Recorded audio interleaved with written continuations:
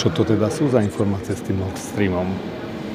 Pretože to je európska infraštruktúra a neviem, že by niekto dal zelenú na to, aby sme tolerovali útoky na európsku energetickú infraštruktúru. Alebo ako to vyriešime, alebo to prehliadneme len preto, lebo momentálne sme v spore s Ruskom, ktoré napadlo Ukrajinu. Je to také zvláštne. To bude dávať precedensy do budúcna, ktoré sú nepriateľné. To nie je možné, že len kvôli tomu, že v tejto chvíli je to nepriateľ nášho nepriateľa, podľa stanoviska sa nám to teraz hodí a ten môže robiť čokoľvek. Tu musia existovať nejaké všeobecné pravidlá.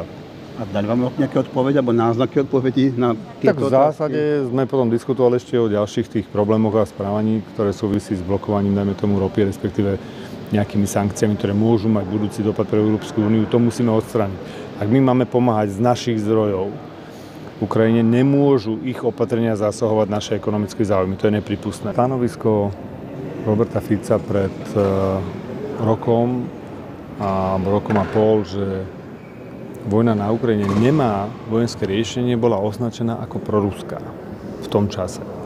Dnes už je to stanovisko komisie, tak ako sme si to dnes povedali, že áno, to vojenské riešenie nemá.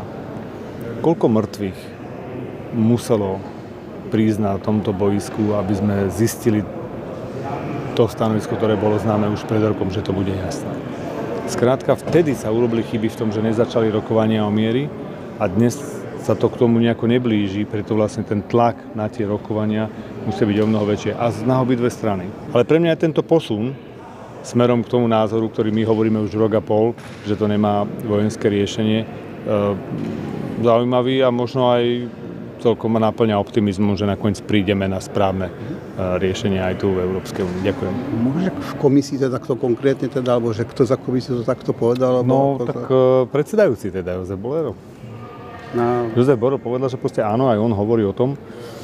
Dovolím si to citovať, aby som to teda správne pochopil, že to vojenské riešenie je proste problematické. Je nepriateľné, že sedíme dnes v Bruseli. Toto je neformálna rada. Formálna rada má sedieť v krajine, ktorá má predsedníctvo, to je Maďarsko. A dôvod som sa nedopočul, aj keď som túto otázku kládol. V podstate celé moje vystúpenie bolo o otázkach, že o čom to má byť. Je to trest za názor, alebo to je veľmi detské. Viete, už myslím, že tam sú také ekonomické sankcie, ale toto si kto chcel dokázať silou, že teda to neurobíme.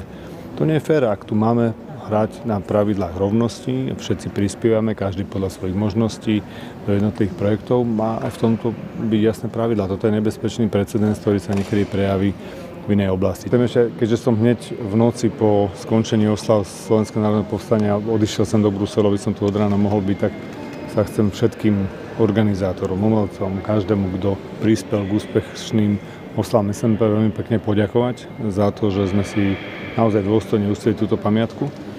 A verím, že do budúcna zavedieme ďalšiu verziu tradícií, kedy sa spoločne budeme takto v Banskej Bystrici pravidelne stretávať.